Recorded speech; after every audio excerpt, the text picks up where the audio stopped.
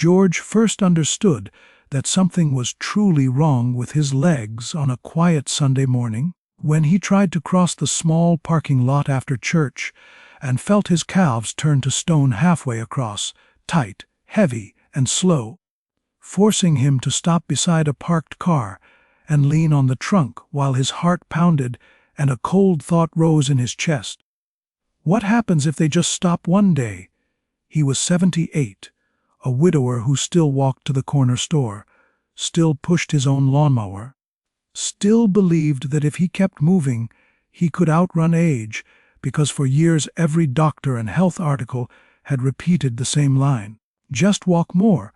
Walking is the best exercise. So he walked, around the block, through the aisles at the supermarket, up and down the hallway when the weather was bad, but lately those walks had felt different, shorter, harder, with a growing sense that his legs were not keeping up with his will. His ankles puffed by evening, his feet felt cold in bed, and when he stepped off a curb, there was a scary half-second where his body tilted and his legs seemed to answer just a little too late. One night his daughter Claire called and heard something in his voice, the way he paused before saying he was fine. And finally he admitted, "I am walking like they told me, but my legs feel weaker, not stronger, and I am tired of pretending I am not scared." She fell silent for a moment, then said, "Dad, I want you to see a specialist. Not just for more pills, but for answers. My friend's father saw a vascular surgeon who helped him with his leg circulation and balance. Can I book something for you?" A week later, George sat in a bright consultation room with a large poster of arteries and veins on the wall, his cane resting beside the chair, trying not to feel foolish for needing help after a lifetime of taking care of himself. The door opened and a man in his 50s walked in, white coat over a simple shirt, eyes kind but direct, and said, "George, I am Dr. Lin. I read a little from your file, but I would like to hear it from you. Tell me what your legs have been doing lately." George described the parking lot moment, the swelling, the cold feet, the wobbly step off the curb, and finally his frustration. "Everyone says walking is the best thing, so I walk. But I still feel like my legs are losing ground." Dr. Lin listened carefully, then rolled his stool closer and said, "You are right that walking is good. It keeps your heart and lungs working. But after 75, walking alone is not always the best tool for weaker legs and poor circulation, especially when certain muscles have already gone quiet." He tapped the poster, pointing to blue lines along the calves, explaining, "These veins need help pushing blood back to your heart. That help comes from a group of muscles we sometimes call your calf pump, a second heart in your lower legs, and with age, long sitting, and fear of moving, that pump becomes lazy. So blood pools around your ankles and your legs feel heavy and weak, even if you are walking." George frowned and asked, "So I can walk every day and still not fix this?" And Dr. Lin nodded gently, "Yes, because walking can become too light and automatic. Your calf muscles are only half working. What you need now is a specific movement that squeezes those muscles harder and steadier than ordinary walking. A short exercise I prescribe again and again for people over 75, one that can improve circulation and balance more efficiently than just adding more steps." He paused, letting the words settle, then added, "In a way you were misled by one half of the truth. Walking is helpful, but for legs like yours there is a surgeon-approved exercise that often works better than walking alone, especially when you practice it regularly and safely, and I would like to show it to you today." Dr. Lin stood and moved a sturdy chair to the center of the room, then turned back to George and said, "Before I show you the full standing version, we will begin with the safer, seated form, so you can feel exactly which muscles should work and you will not worry about losing your balance." He helped George sit tall on the edge of the chair, both feet flat on the floor, hands resting lightly on his thighs, then continued, "Right now, your calves are mostly resting. Blood is settling in the lower veins, especially if you have been sitting or standing still for long stretches, but with a simple motion at your ankles you can start turning that calf pump back on." He asked, "Can you slide your feet a little closer to the chair?" And when George did, he said, "Good. Now lift your toes toward your shins. Keep your heels on the ground. Feel that stretch in the front of your ankles." And George nodded, feeling a gentle pulling. "Now do the opposite." Dr. Lin instructed, "Press your toes down like you are stepping on a gas pedal, and slowly lift your heels off the floor. Just an inch or two, hold there for a count of 3, then lower gently." As George followed, a different sensation wrapped around the back of his lower legs, a firm squeeze he had not felt in years, and he said quietly, "I can feel something waking up back there." Dr. Lin smiled and replied, "Exactly, that is your calf pump working. Every time you move from toes up to heels up with control, those muscles tighten and relax, squeezing the veins and pushing blood upward, even while you sit." They repeated the pattern several times, toes up, heels up and hold, then back down slowly, until George felt a mild, pleasant burn building in his calves. "This seated version is your starting point," Dr. Lin said. "I want you to do 8 to 10 of these ankle pumps in the morning and again in the evening for the next week, always with slow control, never bouncing. This will prepare your veins and muscles for the main exercise." George frowned slightly and asked, "And what is the main one? The one that is better than walking?" And Dr. Lin stepped in front of the chair, placing a hand on the back for support as he explained.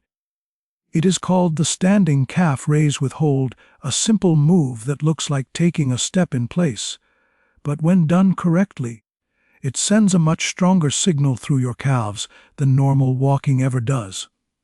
He helped George to stand behind the chair, both hands resting on the top, feet hip-width, toes pointing straight ahead, knees soft, not locked, then said, "From here, you will press through the balls of both feet, lift your heels off the floor as high as feels comfortable, and hold that lifted position for 3 to 5 slow counts before lowering your heels back down gently. That hold at the top is the secret. It is what makes this exercise a better circulation tool than just walking." George took a breath and tried it, rising onto the balls of his feet, feeling an immediate wobble in his ankles and a tight squeeze in his calves, then holding while Dr. Lin counted 1, 2, 3, before lowering again, trying not to drop his weight. "It is harder than it looks," he admitted, gripping the chair a little tighter, and Dr. Lin nodded. "That is why it works. Normal walking uses these muscles, but only briefly and lightly. This hold makes them stay on long enough to push more blood back up, to strengthen the lower legs and improve your balance reactions." He added, "For the first week, I want you to do 8 controlled rises once a day, always with the chair, always stopping if you feel chest pain, heavy pressure, or sudden dizziness. A mild burning in the calves is fine. That is your pump working, not damage." As George practiced a few more repetitions under watchful eyes, feeling warmth spread through his lower legs, he realized this small, precise movement felt strangely powerful, like a quiet medicine he could give his own body without a pill bottle. 2 weeks later, on a cool afternoon washed with soft light, George stood at his kitchen counter, with both hands resting lightly on the edge, and realized something had changed. He no longer had to think through every part of the exercise. His body now knew the pattern: heels down, rise tall, hold, then lower with care, like a quiet rhythm built into his day.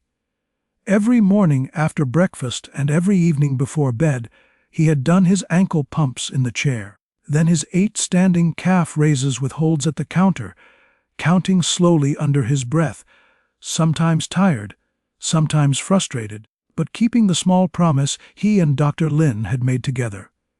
At first, the changes were barely noticeable. A faint warmth in his feet when he climbed into bed, a little less swelling around his socks by evening. But around the 10th day he caught himself at the supermarket, walking down the long aisle and realizing he did not need to lean as hard on the cart. His legs felt more like legs again, not sandbags he had to drag. A few days after that, he decided to test himself in a careful way. Walking from his driveway down the slightly sloped sidewalk to the mailbox, a trip that had scared him since the parking lot scare. And as he reached the gentle incline on the way back, he noticed the familiar pull in his calves, but not that same crushing heaviness. His feet were pushing the ground away with more confidence. At his follow-up visit, Dr. Lin greeted him with a small smile and asked, "So, what have your legs been doing these last 2 weeks?" And George told him about the warmer feet, the lighter swelling, the easier time at the store, and especially the walk to the mailbox that did not leave him clinging to the nearest object. Dr. Lin examined his legs, gently pressing along the calves, looking at the skin around his ankles, then nodded with quiet satisfaction. "Your veins are not holding as much pooled blood at the end of the day," he said. "The skin is less stretched, and your calf muscles feel more responsive. This is exactly what we hope to see when someone over 75 commits to this exercise." George looked at him and asked, "So you really believe this is better than walking?" And Dr. Lin replied, "For someone your age with circulation problems and weak calves, yes, this specific movement can be more effective than simply adding more steps. Walking is general and light. This is targeted and strong. It wakes the precise pump that pushes blood upward and stabilizes your ankles when the ground is not perfect." He paused, then added, "I still want you to walk, of course, but think of walking as your background music and these calf raises as your main instrument. Together they create a safer, stronger rhythm for your legs."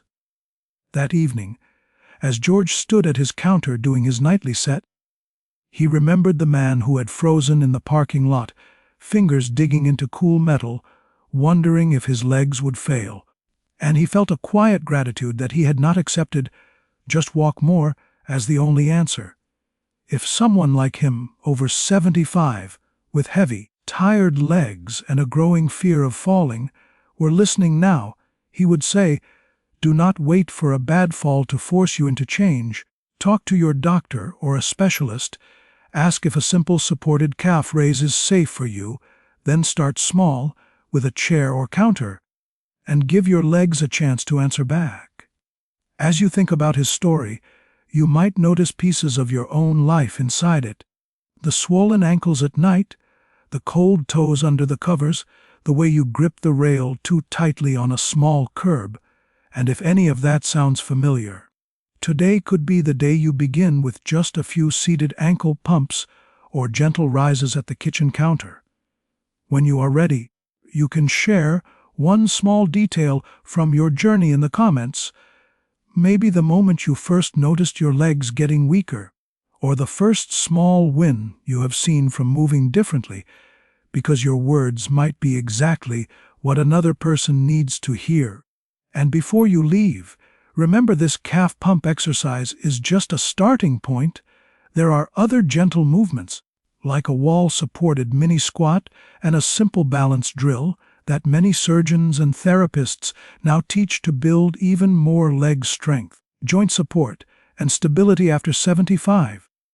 So be sure to watch the next video on your screen and let it guide you through that next important step towards safer, stronger steps in the years ahead.